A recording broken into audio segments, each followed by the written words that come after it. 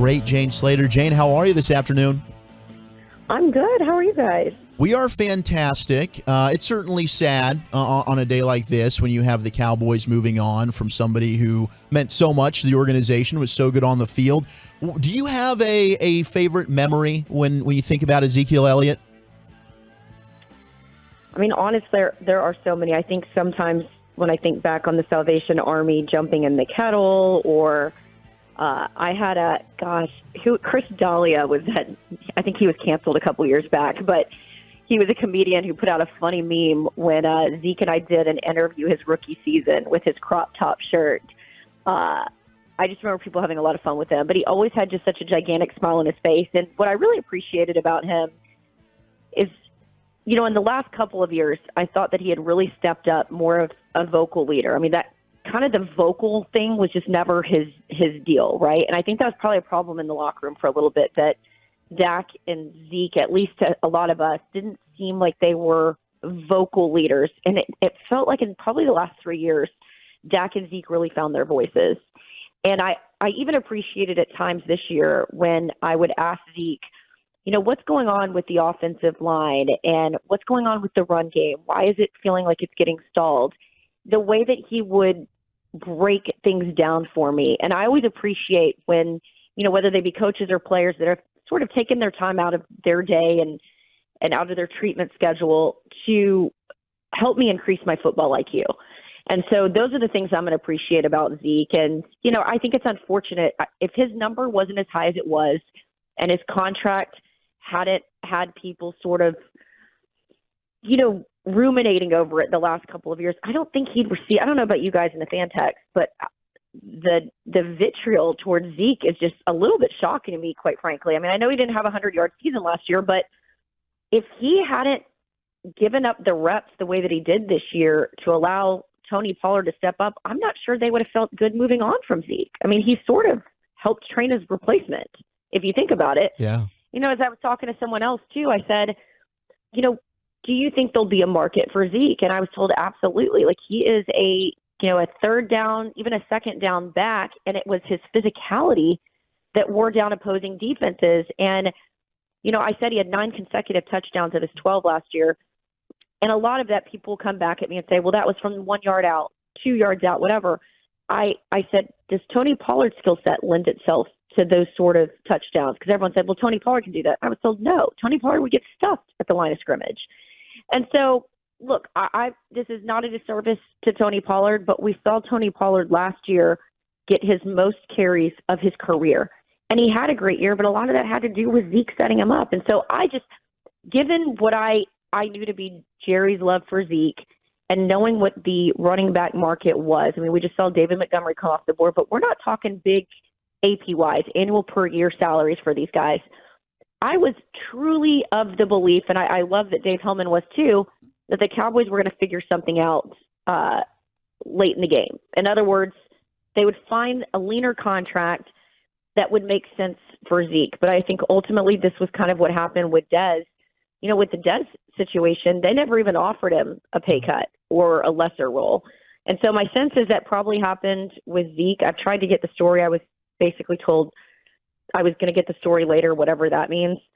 But I think they still believe, at least Zeke's camp believes, that he is still a starter and that there's still a market for him. We'll see if that's the case. I mean, crazier things have happened. I covered the Saints. You know, remember Mark Ingram left, and then Mark Ingram went to Baltimore, and then he came back to the New Orleans Saints. So it's not outside the realm of possibility, but I do think that his time here in Dallas is obviously done, and, you know, I think it's sad. Jane, Tampa Bay being the team, is this a Skip Pete influence maybe down there, that Skip kind of believes like he could still play? Keep in mind, I've been calling around, but because he hasn't technically been released, we technically can't. He's been released, but until it hits the wire, sure. Other teams cannot talk about Zeke right now. Right. And so, obviously, I think there would be a desire for him to reunite with Skip Pete, but then you have to ask yourself, do the Bucs have the money? That seems to be the thing that I was like, when I was hypothetically speaking about adding a player, it seems to be, do the Bucs have the money? Then I actually called around and I was even asking, you know, about the possibility of him going to the Chargers. And I think it's something they would possibly be amenable to if Austin Eckler were to move on. But again, no teams can really talk about this, I think, until later this evening. And so then tomorrow, I'm sure you'll start hearing about a couple more teams talking about Zeke. But ultimately, I appreciate at least that the Cowboys released Zeke so that he could start seeing what his market is. Because I think it's always unfortunate when teams hold on to these players and then the market sort of dries up for them. Jane, were you more surprised yesterday about the trade or the Van Der Esch signing or the Wilson signing? If you had to power rank them, ooh, that's a good one. In relations to surprise on the Jane Slater meter. I don't think anybody knew that the Cowboys were going to go out and trade for Stephon Gilmore. I didn't see anybody that alluded to that or thought that they would go all in. I mean, they didn't even go all in. I mean, let's take a fifth-round pick out of that. Sure. That they were going to get Stephon Gilmore. I mean, am I wrong? I didn't see anybody on the beat or even nationally that knew that one was going to happen. Now, of course, Stephen Jones and Chris Pollard are great friends. I remember calling Chris Ballard once, and Chris Ballard reminding me, I think I was calling about Jalen Smith once, and he reminded me, Stephen Jones and I are friends. So I think that was a pretty easy deal for them. But remember Stephon Gilmore, he sat out that 1 year during COVID, sort of giving himself a fresh year. But this is Defensive Player of the Year, Super Bowl winner. I think he's great for that room. He's kind of like bringing a Jaron Kearse on board and a Jason Peters, sort of a leadership in that room that you're going to need, because I don't know what to expect with Anthony Brown. And when I reached out about Jordan Lewis, he's still coming back from that Lisfranc injury, and it sounds like he's still a little bit away. It's like that one's going to – I don't know if he's going to be ready for training camp is what it sounded like to me. So I thought that was a really, really good move. The Leighton Van Der Esch one was interesting because I was getting the sense that they were really going back and forth on the money. And as I put out yesterday, the Texans were interested and the Steelers were really interested. Mike Tomlin loved him, and there was talk that he might go out there and do a workout. But then they were able to get the money done, and I thought it was a really good deal for the Cowboys. And then as for Donovan Wilson, I thought there was a bigger market for Donovan out there, and so I didn't know if the Cowboys were going to necessarily be able to afford him, but I was told leading up to that deal, we want him, we're trying for him, and they actually ended up paying him. I think Jaron Kearse maybe felt the type of way, too, with what he ended up getting. So good for Donovan Wilson. So I think they feel good about their secondary. I think the big question now is what did they do with the wide receiver position? And then you also have to address now some depth with your running back position. Jane Slater with us here in the GBag Nation. Are you anticipating a Tony Pollard extension, or do you think he just plays it on the tag this year? I mean, good question. I think not dissimilar from what Dalton Schultz went through last year. They'll always tell us the door is open. They're in the business of deals, 365, 24/7. Does the money make sense? It always goes back to the money with the Cowboys, which is so funny because, Brian, I know you've covered this team for a long, long time and been in the building.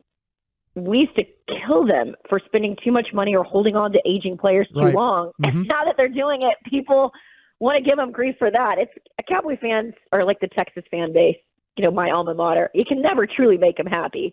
But I do anticipate that they'll try and get a long-term deal done with Tony. I think that makes more sense. But is he going to want the years? I think it always goes down to years, right? Because then they have the flexibility to restructure those deals, as we've seen with some of these other players.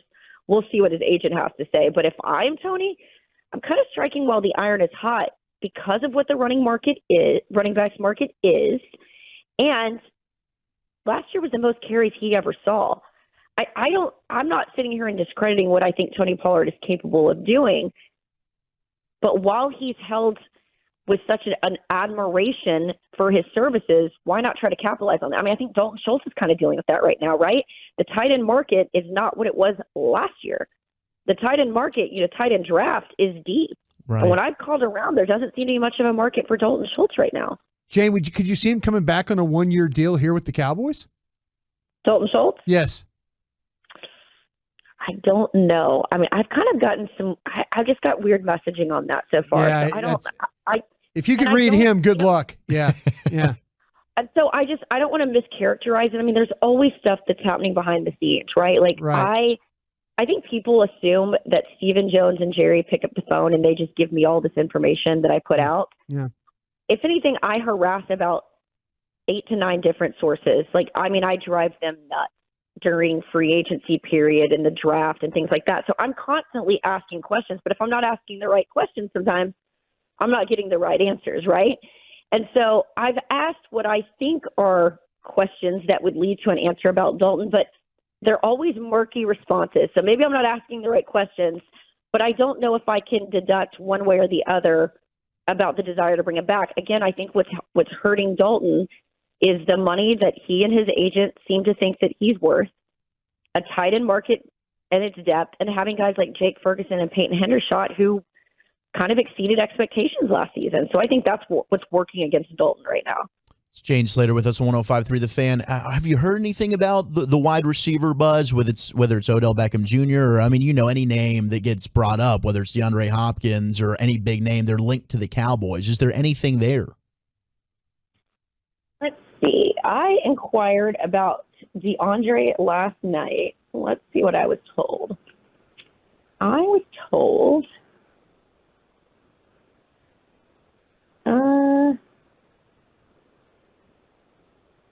nothing right now.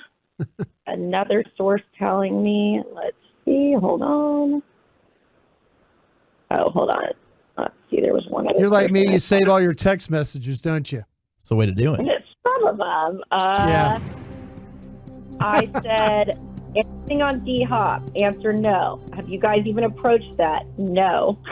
Okay. All right. Where is it from? I keep trying to figure out where this is coming from. I don't know either. There you go. Okay. So I'm getting, and I've got another friend that I talked to in the business, and I was just curious the market for D-Hop, and it sounds like there's at least one other team that's very motivated for DeAndre Hopkins, but it isn't the Cowboys. And as for OBJ, the Zeke money doesn't free up until after June 1st, right? Right. I wouldn't be surprised if the Cowboys continue monitoring the OBJ situation, because it doesn't seem like any teams like the Giants, who needed a wide receiver, and Jacoby Myers has moved on, and the Patriots didn't they get themselves a wide receiver today? They did. Yeah, they got Juju. Yeah, they got Juju. So as I look around the league, I'm like, no teams seem to be bending over backwards or jumping at recruiting OBJ. And then OBJ sends out a tweet today saying he feels good about he's still got five more months to go, right?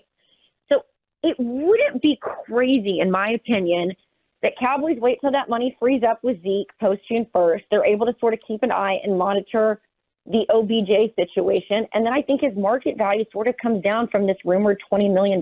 Like, I could see, if he was there at, say, 12 or 13, that Jerry specifically would go after that. As it's been described to me, this is the Jerry project. Jerry is, we talked about it in free agency. I think a lot of people in the building were all in on OBJ.